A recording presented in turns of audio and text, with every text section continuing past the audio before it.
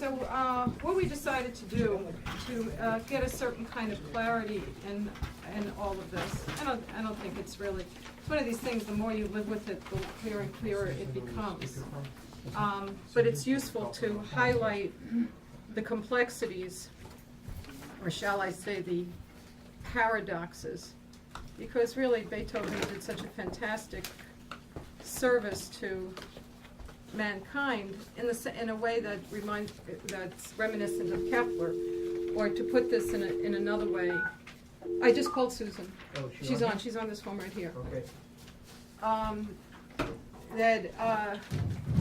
If you think of this discussion paper that Lynn has just put together about Gauss, which he considered important enough that he put it out twice with slight editings. I'm sure everybody had the same reaction as I did, which is sort of like, I don't have the time to figure out where the changes are, so you just sort of reread it, and you begin to realize what importance he's putting on it, and that you know that there are some changes. Maybe you can't, not quite sure where, but these differences between the first and second version of this little memo on Gauss.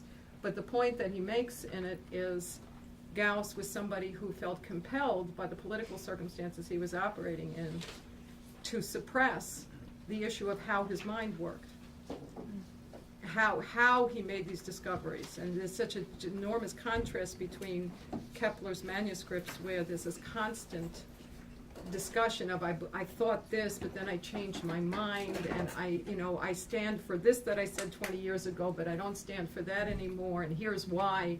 And you're just, swimming in this rich environment of contemplation and sharing, socializing of ideas, and then all of a sudden you're confronted with this other end of the spectrum, which is, here's my final conclusion, and isn't it all obvious, or as Germans will sometimes say, John will crack up when I say this, selbstverständlich, why this is the case, and you never discuss why it's the case.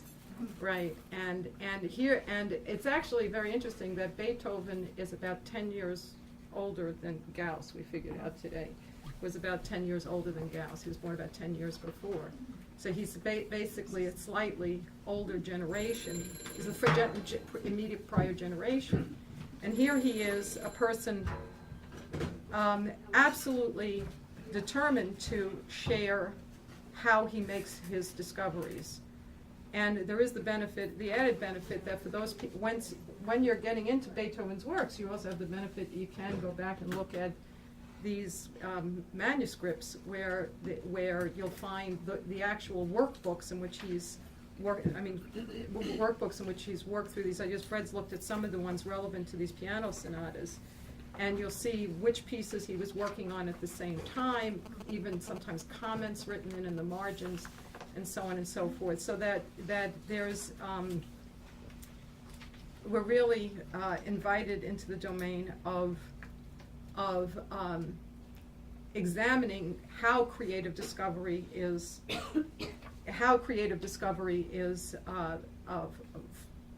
fostered, and the process, the mental process that this entails. It's not a formula, obviously, but I think that one can say, among other things, that this composition exemplifies the demonstration of the mindset in which a creative discovery is both presented and then reenacted. I think that that's a fair general statement, if not, of course, if the thing in music is everything is you don't have, time is reversed. The order in which you might make a discovery is not the order in which the composition is presented to you. I mean, in other words, you can't say that this is a sequential documentary of how a discovery is made. It's a one in which the ordering of time is adjusted in order to enable a coherence to come out.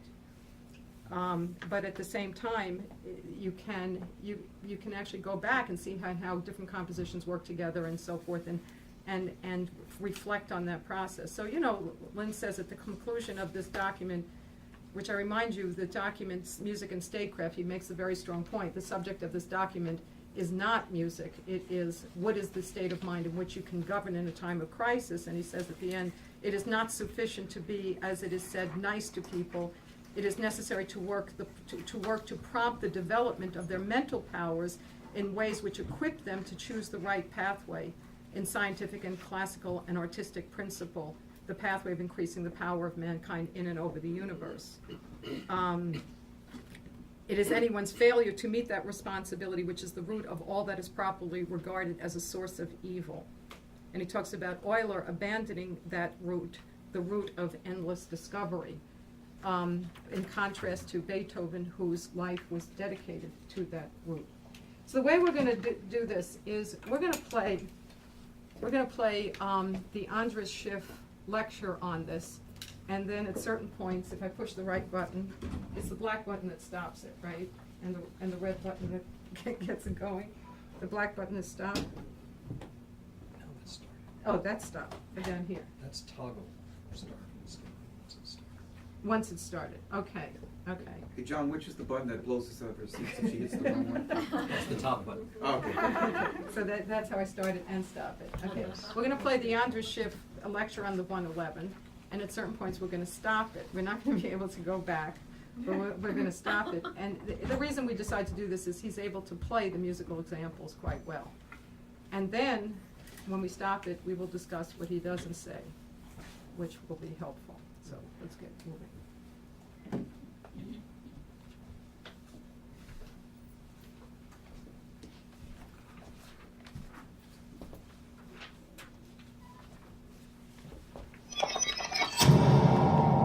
Guardian Unlimited.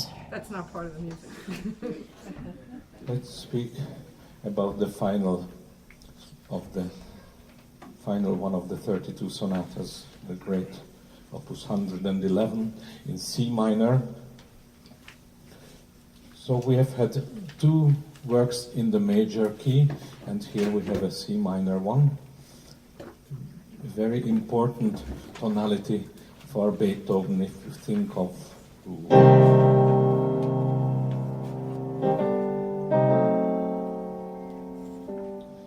the Pathetic Sonata, Opus 13, or something like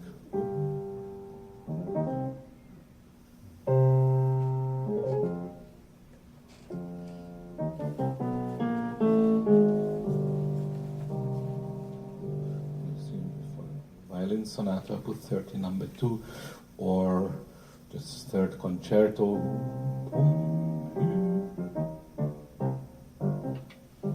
Or we could go on, or the Coriolan. So there are great C minor works by Beethoven, and it's no coincidence that he comes back to this key for the final sonata. If I mentioned Opus 13, the Pathetic Sonata, there we have a grave introduction with dotted rhythms reminiscent of a French overture.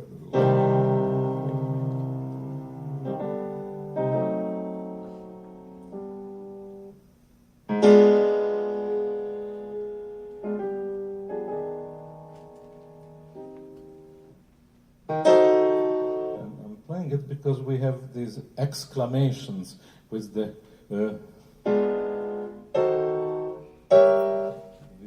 diminished seventh chords.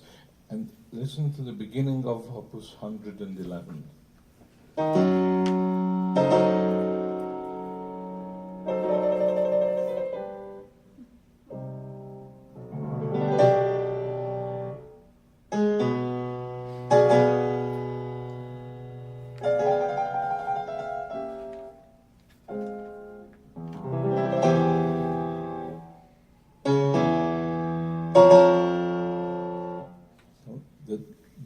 Dotted rhythms, pa-pam, pa-pam, pa-pam. If you think of Bach's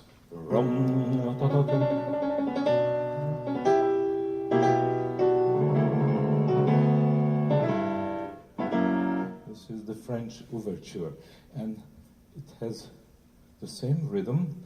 Now Beethoven has the three exclamations, and they represent the three diminished seventh chords. If I add the notes of those, so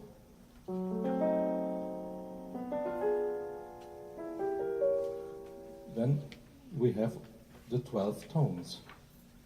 It's almost a 12-tone music in that sense.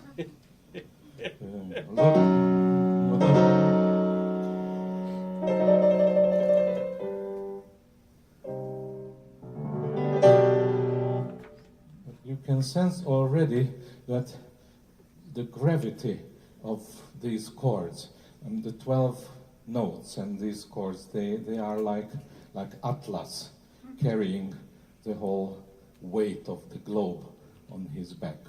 So we are going to have music of extreme gravity.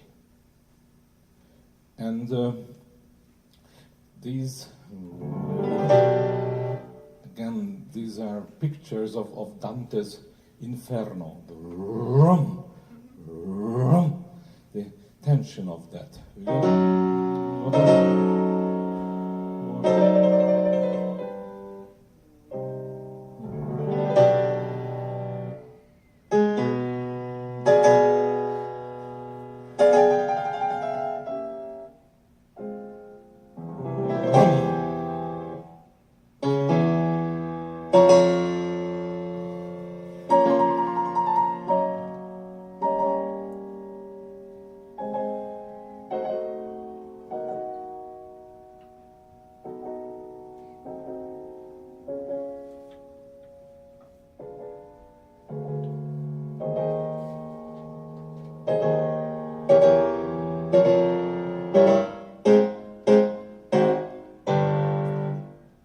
Beethoven's marking is maestoso, majestic, not a single word that would describe slowness.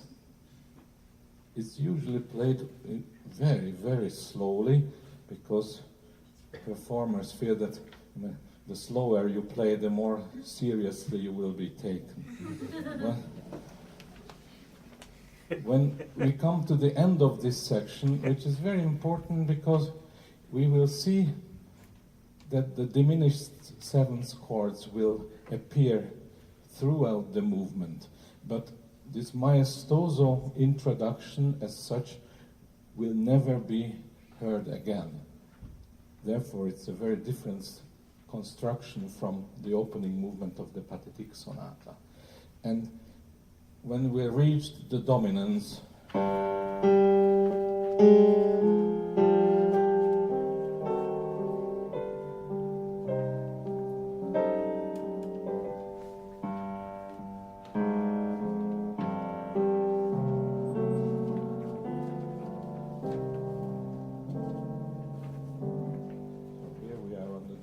and you can have the feeling of expectation here.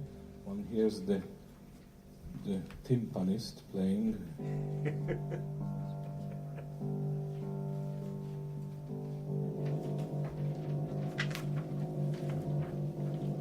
And this tremolo in the bass.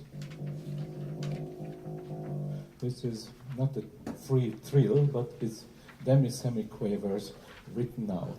And as Beethoven approaches the main allegro con brio ed appassionato, he does not write an accelerando. So that means that these 30-second notes,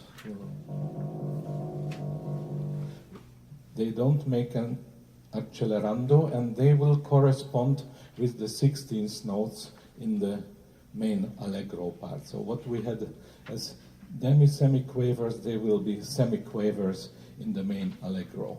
So let's see how that happens.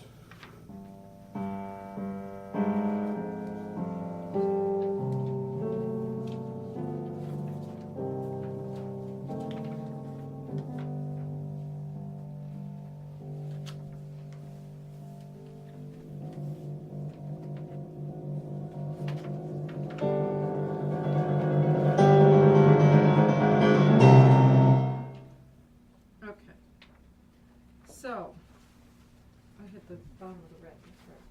Okay. So, what is very fair is his reference to the fact that what he calls the diminished sequence, I don't think he uses the word sequence, does he say chords or diminished? He said diminished sevenths. Diminished sevenths, thank you. Diminished sevenths pervade the entire composition. Okay, now he's talking about double Lydians.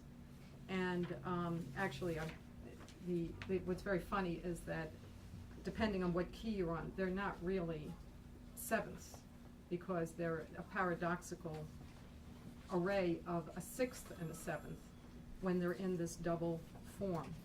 So this term, which has been invented by musicologists to refer to the Lydian interval, obfuscates some of the characteristics. Lynn says about this passage that we're just listening to, this is the opening, which already echoes the universal conception.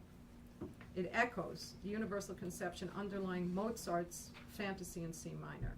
But more to the point is a virtual act of creation, which boldly defines the physical space-time, which is that stage by which the performance of the composition as a whole is contained as if in its own universe.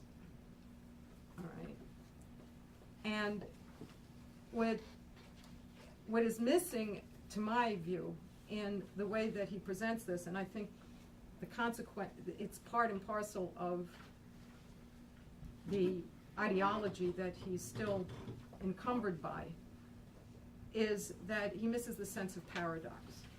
And it's actually also reflected in the way that it's played, which is divine, but not, there's something missing. There's actually something missing. Because what you have here is, first of all, just for clarification, there are three statements, but that's not where the double Lydians fall. The last statement is the same double Lydian as the last statement is not a Lydian.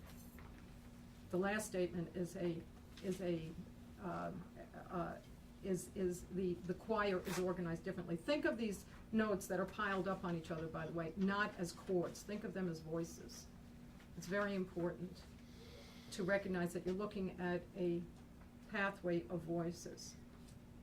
And you have the C minor double Lydian in the beginning, then you have the B minor double Lydian in the second statement, and the third statement is, Fred complained on the piano, F, D flat, F, B flat, D flat, which has none of the minor, is not the array of minor thirds from which the double Lydian is embodied. It's different, there's already a change. The third statement comes as the downbeat in measure 1, 2, 3, in measure 4. All right? So this is not a pattern. I'm bringing this up because when you first hear it many times, you actually think that you've heard the same thing 3 times. It's not the same thing. It's just that there's such a strong conception that you've been drawn into it. And you have to look more carefully and see what you've actually been introduced to. But the other point, which is completely left out, is the function of the two arpeggios. If you look at the little chart that I did in order to give people a sense of this, I put in the diminished sevenths, which are the introduction to each one of those first 3 statements. You have E flat going down to F sharp. Can we have an E flat going down to an F sharp, Maestro? Then we have an A flat going down to a B. And then we have a D flat going down to an E. The interval is preserved in those 3 statements. The ascension from one statement to the next is a fourth, which in itself is quite revolutionary. He's moving in an upward direction by force. The entire statement is lifted by the interval of a fourth, which is really quite amazing. Because that would be like going down by a fifth. So you're dealing with this overall conception, this bridge, which you see in some very important very important works by Bach. C minor going to F minor. That's how you go from C minor to F minor. You move by a fourth, all right? But he keeps going. He doesn't stop and it doesn't start on C, so therefore you don't realize you're going from C minor to F minor, which is a very broad way of describing this, because he doesn't start on C, he starts on the third, the lowered third of C, E flat going down to F sharp. Are you in the first two measures now? Yes. I'm in the first two going to the third. I'm talking about the sequence from the three introductory statements, the three intervals that he played. You're being lifted by a fourth each time. But you're also, there's like a comma written in, an interruption which is written in, which is this arpeggio, and notice it says pedal. And I have to, with all the problems with the Goulda performance, I have to hand it to him that he really exploits that pedal to change the voice, because the two arpeggios are related to each other. They're an intervention, they're a discontinuity. That's the way I hear it. I think it's absolutely the way that you have to hear this. And that defines also an interval by a fourth, but that is going from the tonic of C major to C major, although it's grounded on B going to E. Again, you're offset by having your keys stated in terms of their third step. And let me play that again for people just as they can hear. Sure. This one. And then the next one is a fourth higher. And then the third one is a fourth higher than that. So those three things are going up by fourths. But then you have this. I can't play it, but Just play one octave. which don't worry follows about it. playing And then this. That's a fourth higher than that one. So the whole thing is kind of shifting up by It's fourths. shifting back and forth by fourths, which is also the interval that's going to be very critical in the theme. I mean, you know, when I first started looking at this, it's particularly piano music, since I don't play the piano. When I look at music this way, I feel like I'm going to a nice, beautiful egg, the kind of egg that Brunelleschi was studying, and smashing it. I mean, it's, you know, you have this thing which is totally unified, and you're breaking it into pieces, and it's kind of like a horrible experience, you know, to do that. But then on the other hand, what happens with Beethoven is you find that the elements are so coherent with each other that you actually, by doing that, you actually, if you don't go crazy in the wrong way, you actually discover something very important. There's a reason that it actually is so unified. There's thought behind it. And I mean, there's a revolutionary discovery that's embodying every aspect of how this change is going on.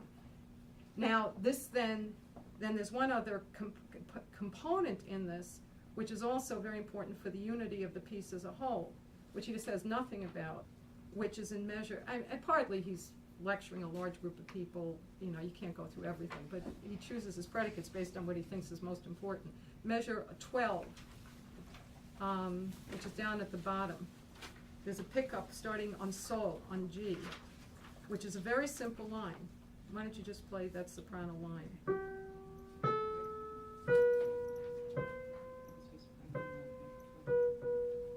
With the pedal point in what he called the timpani, the repeated note.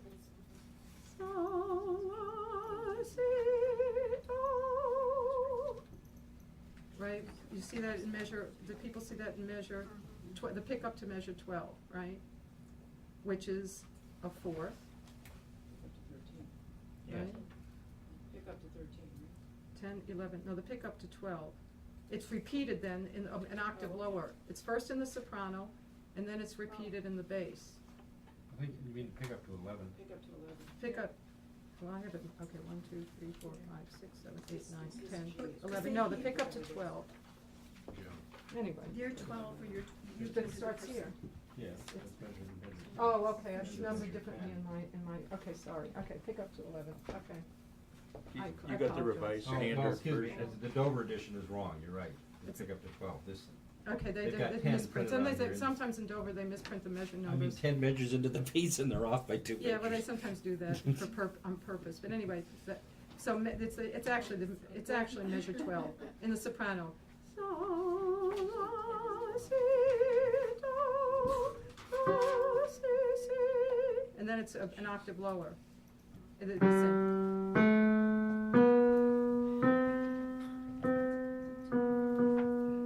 So that's a fourth going up, right? That's also a fourth.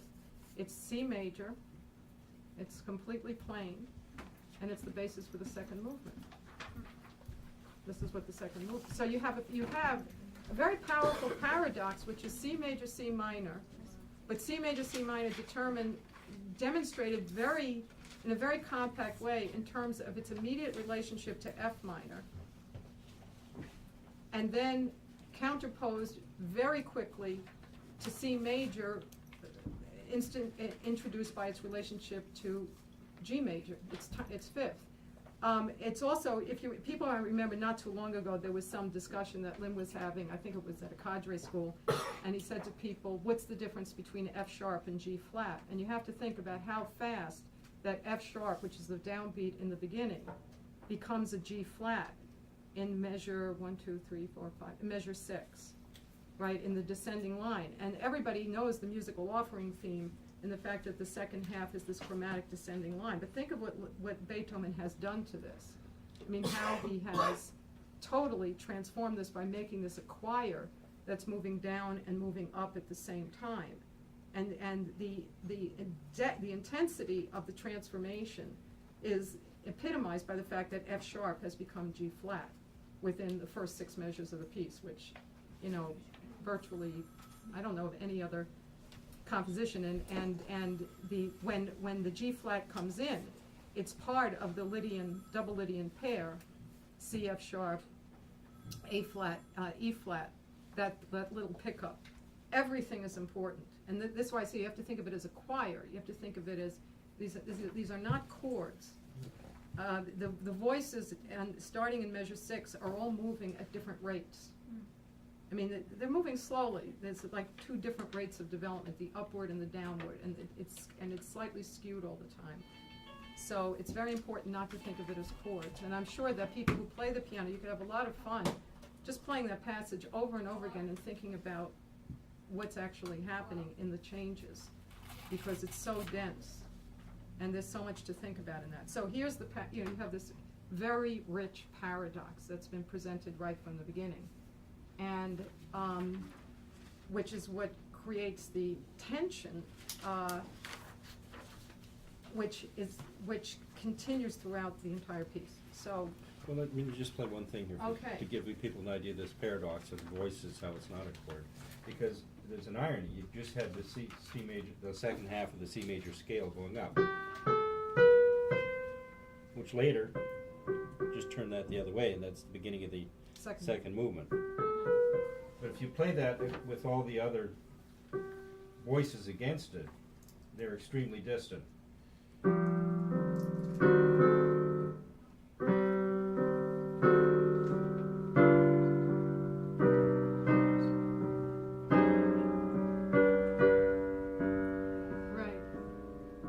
Has pointed out, most performances,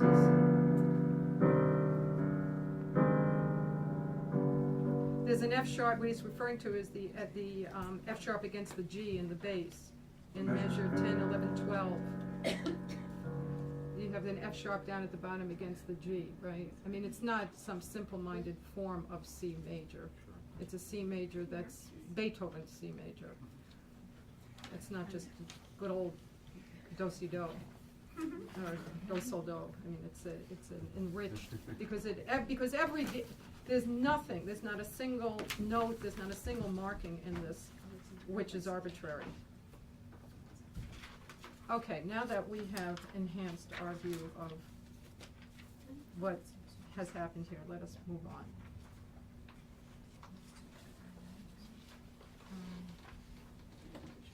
Bottom red. Don't hit that.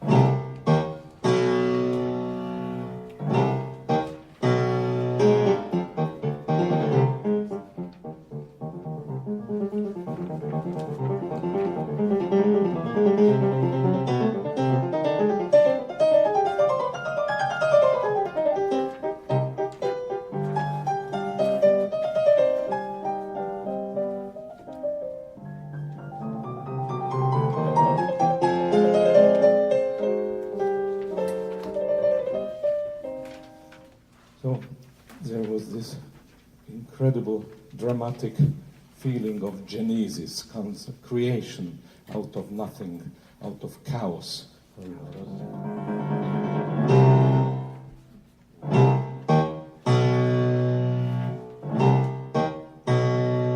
I just have to say, this idea of these great ideas coming out of chaos is, I think, has to be taken with a grain of salt. I mean, there's a certain, sometimes there's a certain relevance to it. I think in this case, the point is the transition makes it very lawful. I mean, it really is not chaos at all. It's based on this interval of the fourth that we've been talking about. It's just been very dramatically introduced, but anyway. When Beethoven wants to write something very rhetorical and very emphatic, he uses unisono. So we have long passages in unison and spiced with sforzandi and with accents, which have to be really played to the extreme. There is nothing worse than when a performer tries to iron out these edges of Beethoven. I think I said that before, because I have to say it to myself too. So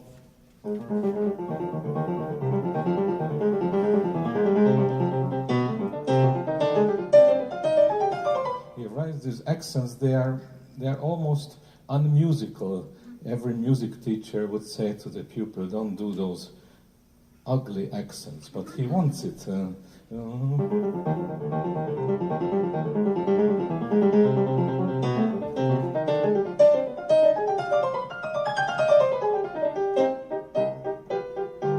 At last we have the theme in harmony. This is very reminiscent of the first movement of the Ninth Symphony, when the woodwinds are playing these repeated quavers.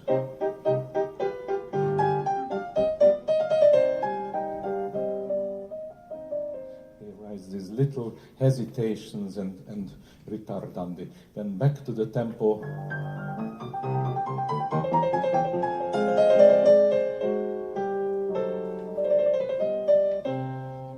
And here, as opposed to the unisons before, he is using now elements of fugato technique, counterpoint.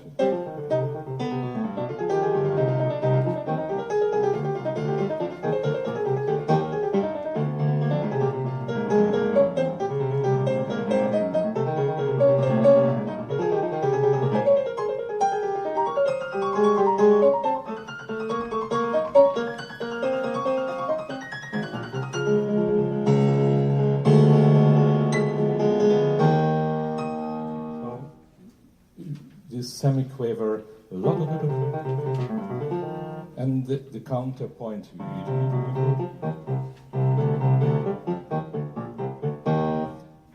And where I just stopped now, let me play it again.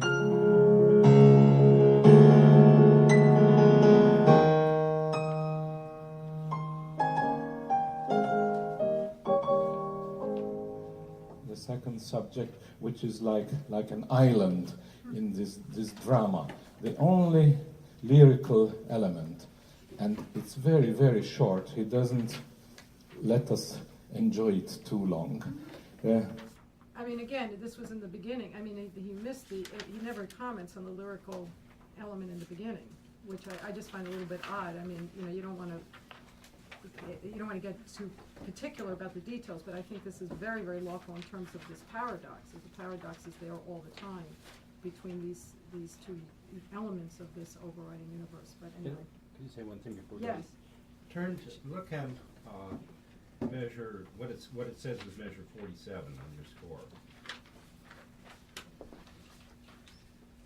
And I remember Lynn said an interesting thing to John the other night about how you set out the space within which you're working. You take the highest note and the longest and the lowest note of the entire piece, which in this piece the lowest is and the highest is. And right in this point, he goes almost that far within one voice. Because if you look at it, he goes from the soprano down to the bass, and then way up into the soprano. Super soprano. I can't read it. What's that? B flat. Okay.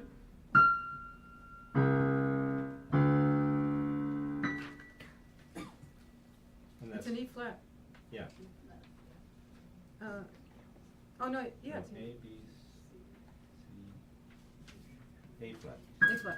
Sorry, A flat. You're right. No, C. C flat, sorry, C C- flat. well, that's what I played the C first flat, time. C Okay, flat, yeah. sorry. Right.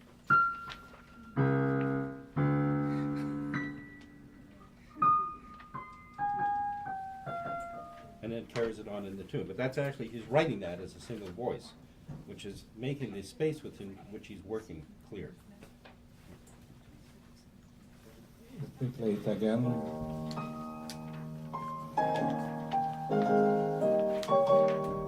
Now a variation on it.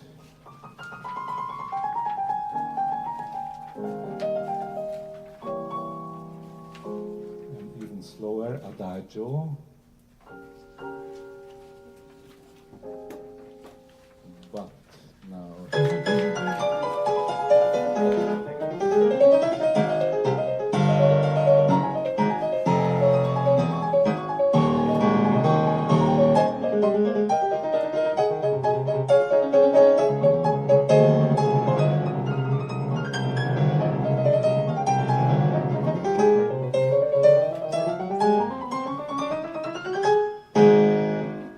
Back to the whole orchestra and the woodwinds.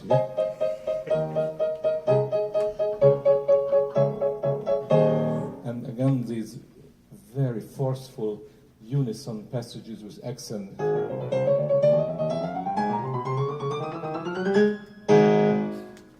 Here, Beethoven repeats the whole exposition, which is his only exposition repeat in the final sonatas. I'm not going to play it now, so let's go on to the development section. Okay. I want to say something about this before we play it. Although, if you notice on page 598 in the second last system, all those SFs, those are all sforzandi, every four notes. That's what he's talking about when he says these accents. And the sforzando is a sudden forzando, and he's just writing them every spot, da-da-da-da-da-da-da. But starting on page 599, you have this fugato. And Irene was asking me the other day about the spot where Lynn says that he talks about the opening section, which defines a certain phase of the universe, one intended to contain an included physical infinitesimal-like feature of tension, an implied stubborn irony, a question mark, and thus a spur to development, as wonderfully typified with such concentrated tension by the concluding moments of preludes of Beethoven's first movement for the Opus 111 and for the great fugue of the Open 106. And we'll listen to the part with the 106 too. But notice he puts emphasis on the concluding moments. And the part where Rene would say in Genesis out of Chaos is he's grabbing at something, but he doesn't get it right. It's the actual discovery of the idea. And it's a point at which, and in the 106, we'll hear it even more. It's aha. You can hear him saying, aha, I've got it. I've landed. I've come up with the idea of a higher hypothesis for what I'm dealing with. And then Lynn says the account of the action of that infinitesimal-like ironical feature is then revealed as lawfully coherent with the universe in which it is situated, but also changes that universe to produce a new qualitative state of being to be seen as if retrospectively at the close. So you see it at the close, but you also, there's several times along in the composition in which the space in which he's created in the opening comes back, but it's changed. And that's what happens in this fugato. First of all, he opens it. The only image I can think of is sneaky. It's but then you have a short little fugue, and all of the metaphors that Rene was speaking about in the opening are there, but completely different. For instance, you have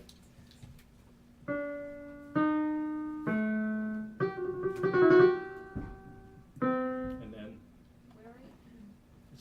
that's starting at what they call measure 75. Look at the soprano voice.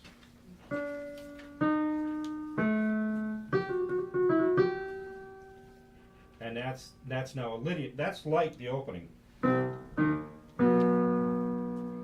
only it's now a Lydian interval. But that happens 3 times, and each one of them goes up by a fourth, like the things that Rene was discussing in the beginning, because it goes like this. And then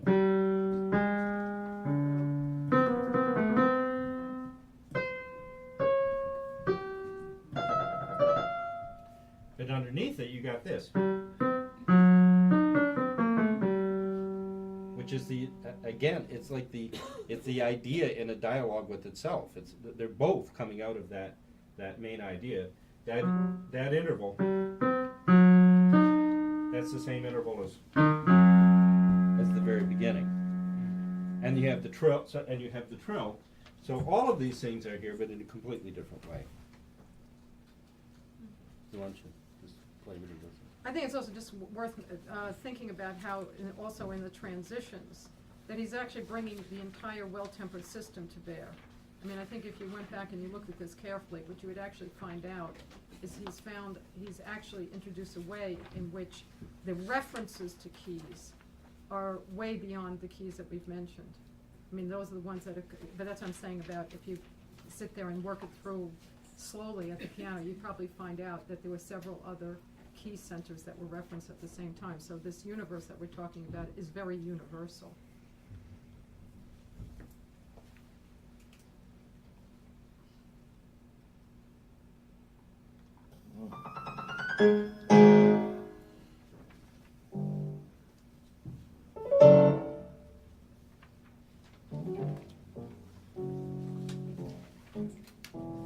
It's got something to sleep.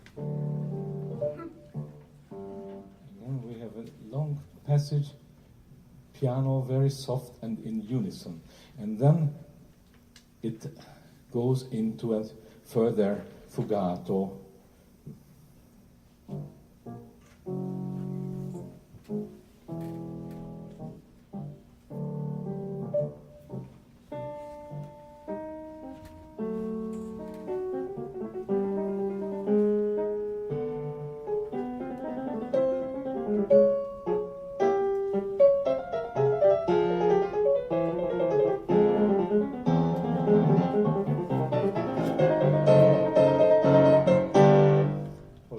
Short fugato, only 3 themes, but we had a new theme made out of 4 notes.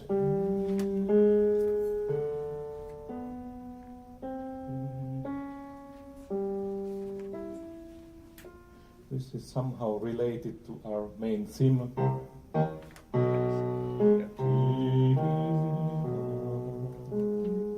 Yes, but in larger note values. Augmented, and when we reach this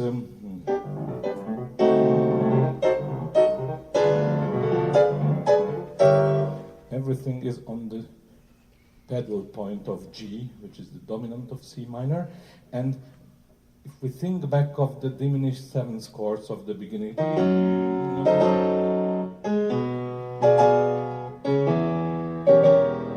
can hear them again here.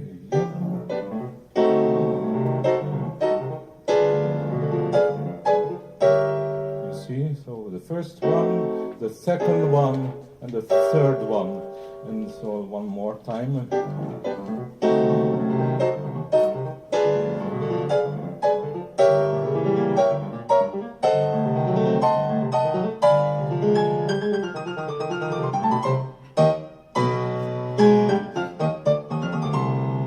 So that's again the recapitulation with Beethoven. It's never mechanical, so he doesn't give us the recapitulation in the original position. But again, extreme high and low of the keyboard and in quadruple octave. So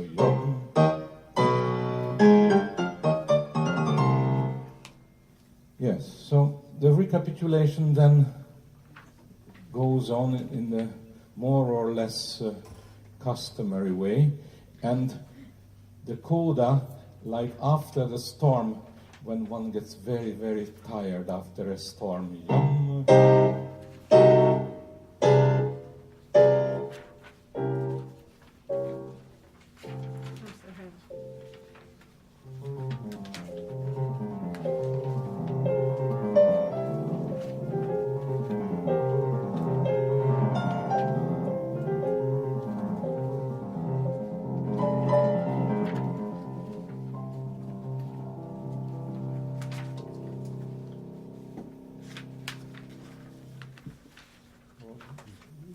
again reminiscent of the D minor sonata, the Tempest Sonata.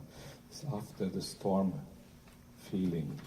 And I spoke a great deal now about this first movement because this is my only complaint about Thomas Mann's Dr. Faustus, who almost ignores this first movement and just writes about the Arietta, which is really one of the wonders of mankind. But I think the Arietta would not have this extraordinary effect on us without the preparation of this very dramatic, very dark first movement. Now, the Arietta.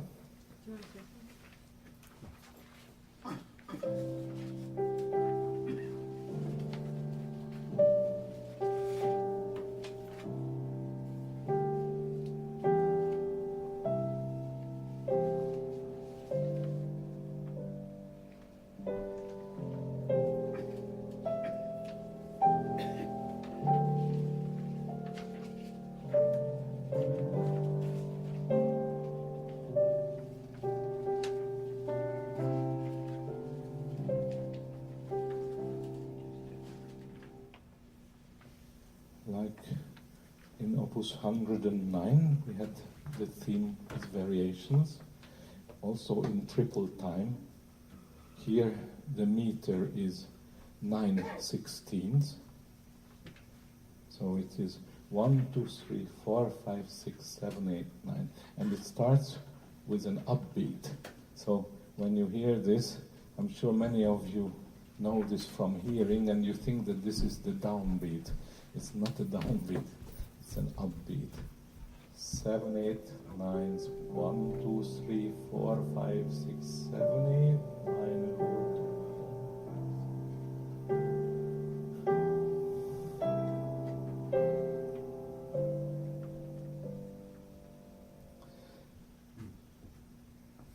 2. Beethoven writes, Adagio molto semplice e cantabile.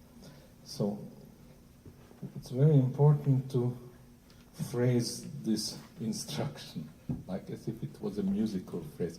To me, it means adagio, slowly, molto semplice, very simply e cantabile, and singing. So not very slowly and simply, but slowly and very simply.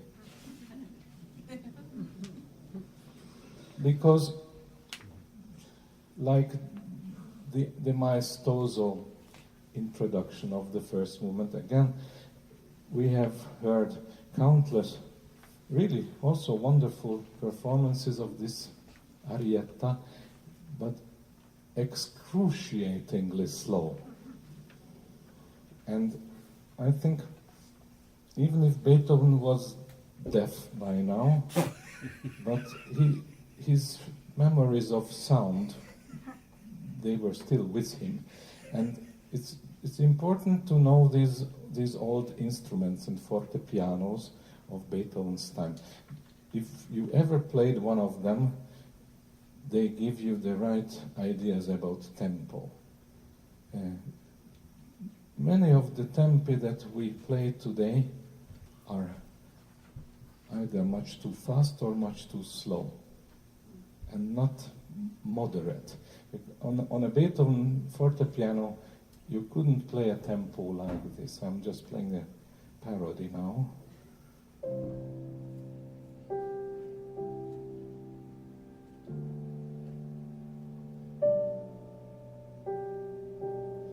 could go on, and you could have your dinner and your breakfast and your lunch. I would still be playing very, very profound and There are some people who play it slower I'm than not what you trying just to did, be cynical, but like really, Claudio Arrau. one should not try to set the world record of slowness. Because that's not what Beethoven wanted. Now, this movement, theme with variations, is a different concept from the theme and variations of the E major sonata. There we had different character variations, and the theme returned at the end. We remember it. This is a different strategy now, because Beethoven never repeats himself. Let me still play the second part of the theme, because we haven't heard it yet.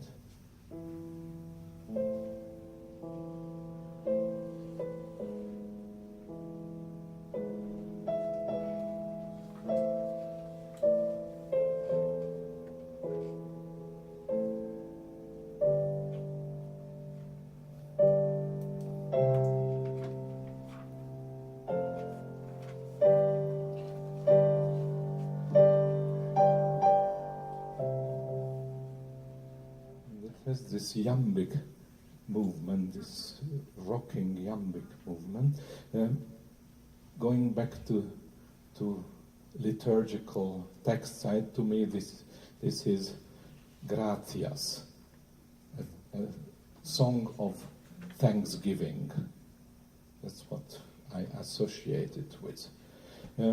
Now, the first three variations belong together, and they form a block. Again, Beethoven keeps the same pulse, but uses smaller and smaller note values. The first variation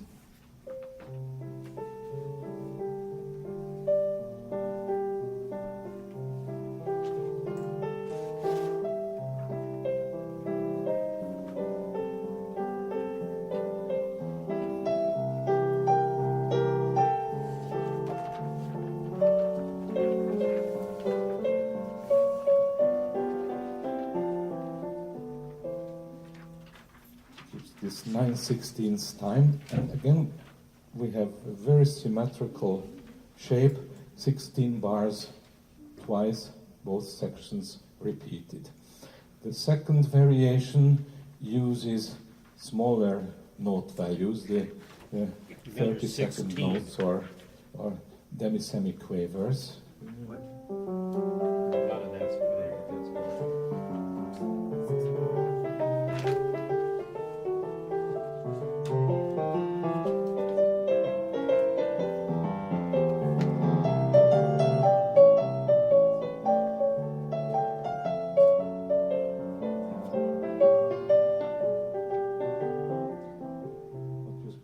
Feel the pulse.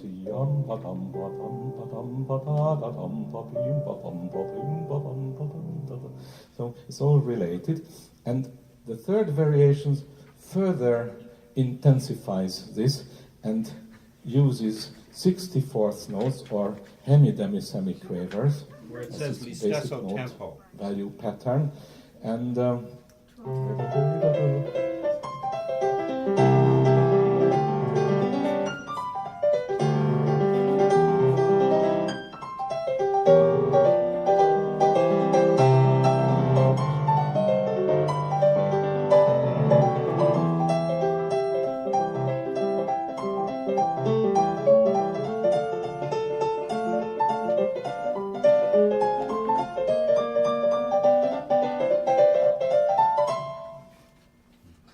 this is not the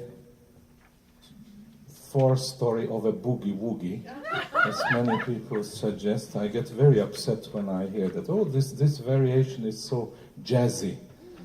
There's nothing jazzy about it. It's only, of course, today we have different associations and we cannot forget all our experiences of jazz. But with due respect to that, this is the most spiritual creation of the most spiritual composer, so let's not associate it with banalities. And so, as we see, the note values are smaller and smaller, and this is the music of the utmost ecstasy. We started with very solemn harmonies and the harmonious Apollonian world, and by now we reach the Dionysian ecstasy. People can realize the problem. I mean, in other words, he's very good at sort of, making a pointer against, what other people believe. But when it comes, that he actually has the same problem to some extent, in terms of his conscious view of this. Lynn specifically commented on that Yeah. thing on the Dionysian Apollonian thing. Yeah, I said it's Austro-Hungarian. Yeah.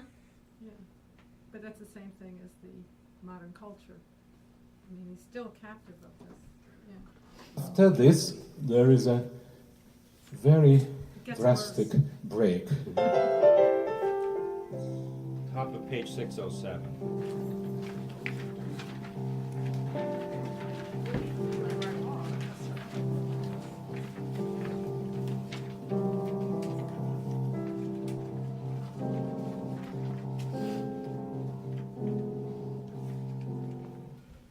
This is what we call the deconstruction of the material.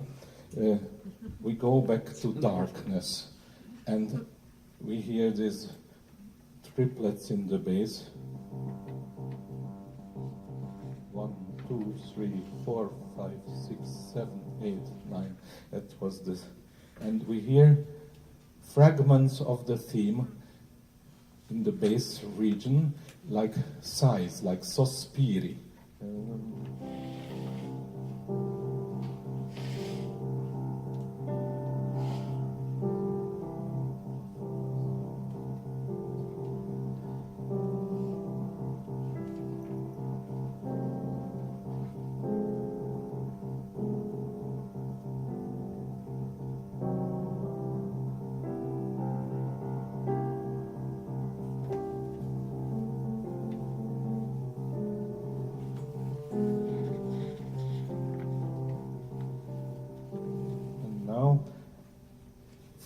Now would come a repeat of this section, but Beethoven changes from darkness to light and from the ground to the stars.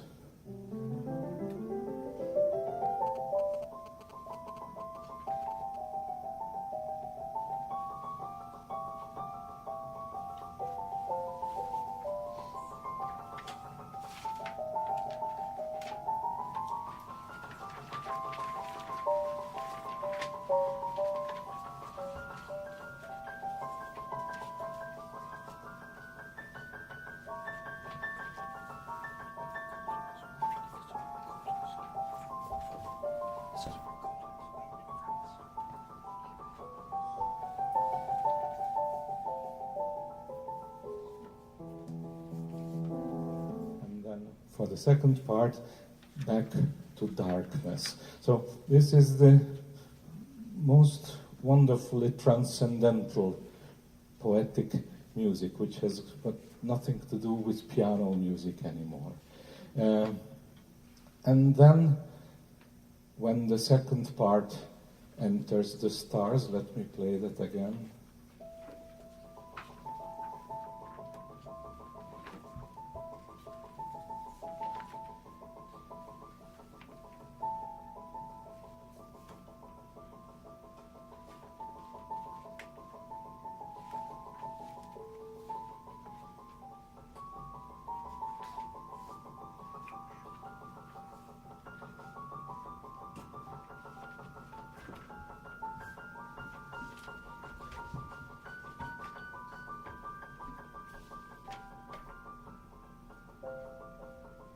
This would be the end of this variation.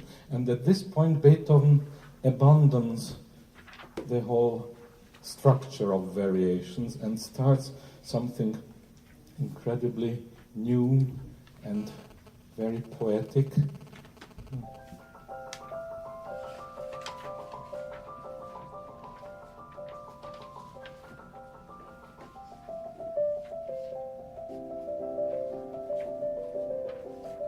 Top of page 610. No more variations.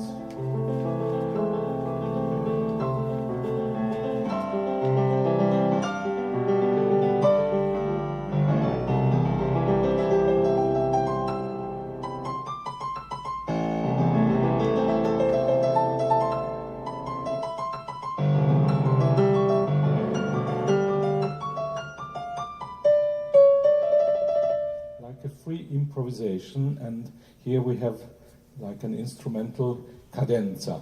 And again, let's see what he does with the trills, because I think this is the apotheosis of the trill.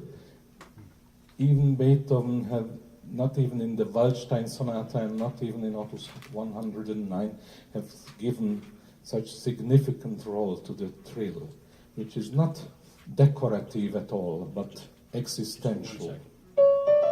Just for 1 second. This whole section, starting at the part of 610, is what are the measures that Lynn identified as Beethoven going to the imperial sonata. Just so people who didn't hear that before know that.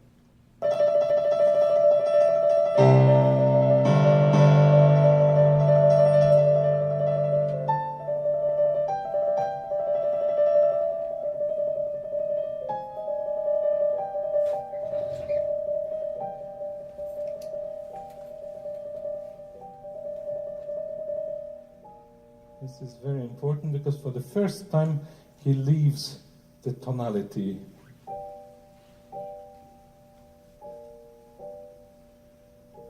This step of the bass from B natural to B flat points the way towards E flat major. Then we have the... Do people realize where he's talking about? He said I don't know your measure numbers, but it's where the G goes up to an A flat in the top voice. And the bottom voice is not in the bass clef anymore, it's in the soprano clef. Right. So it goes from B natural to B flat. Over here. Yeah, 30. All right. People see where that is? No, it's Yeah. 26. So we're going into the.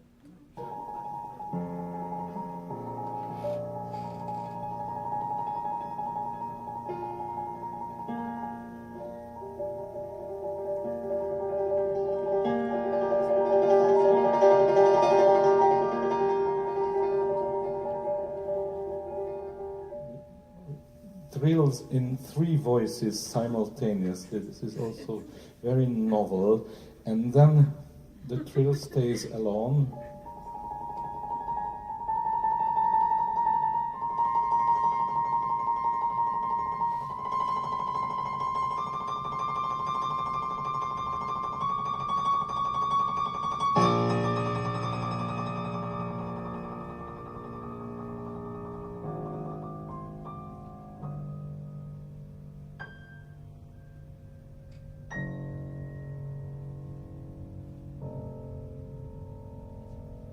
This is where I would always like to stop in a concert. It's like, this is the Faustian moment where you would like to stop time. But that's the moment where you would sell your soul to the devil. So we have to go on, but... It reminds you of jazz a little bit. I mean, this is really a problem, you know, the way people think about this stuff. No, the point is, this is this Thomas Mann thing. This is what Thomas Mann wrote about in that crazy book. This is, in the theme we had, It's so beautiful to say that. You know, the contrast between the playing and the talking. and so this is, why do I want to stop time here? Because this is, It's useful to look at that interval, by the way. That's a G flat, if I'm reading it right. Am I correct about that? Yes. Yes, G flat against B flat. In other words, there's your F sharp transmogrified. What number? It's after the chimp. It's 3 measures after the key change back It to says, C minor. it says 37 on the score we handed out. Yeah. It's not The right now. last beat, it's a B flat but very high up, because that 8, in case people don't know, that 8 means an octave above what you're reading. Okay? And then.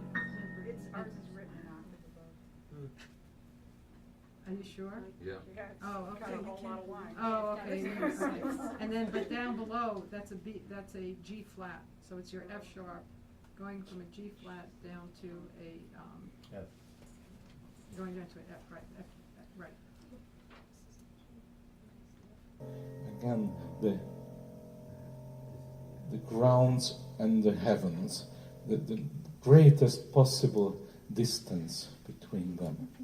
And where, this is, I think, the Beethoven's question, where is our place as human beings between those two levels. And by the way, the interval of just it's useful to think about this because it's a point of reference. The G flat to the B flat is what you would call a diminished fourth. I mean, it's come up before. It's not the first time, but that's, in other words, I mean, it is different. He's not calling it F sharp. He's calling it G flat, and it's different than the earlier passage, which was in G minor. So it's a transformation. So let me play.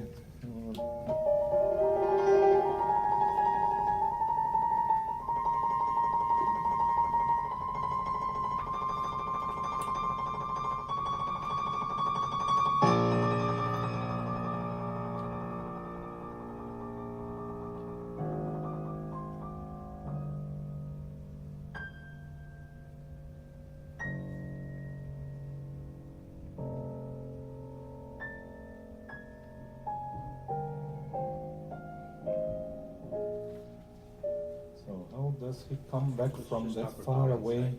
land? Yeah, now, here's where he talks about coming home to, as though the Tana were the home. But the passage he's about to play now, just for those who don't remember from a few weeks ago, is the passage that Lynn identified as Beethoven quoting the Mozart fantasy extensively. Starting where it says To Espressivo. home.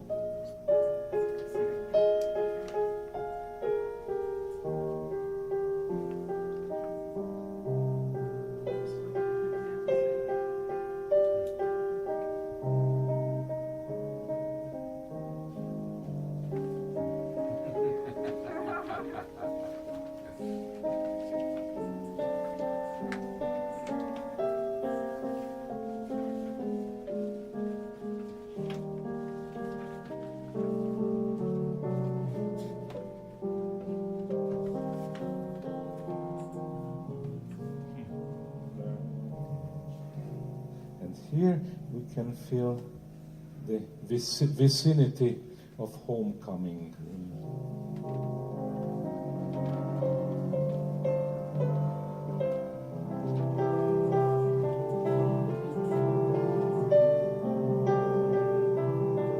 And indeed, this wonderful Thanksgiving returns in all majesty and all simplicity, and we can feel gratitude. I think if there are two words, they are gratitude and forgiving.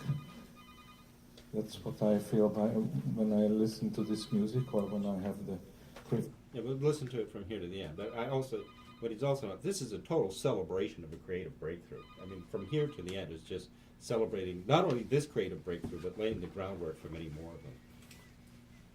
Privilege to play it because of a fantastic, great genius who had really suffered more than anyone, and still being able to write this music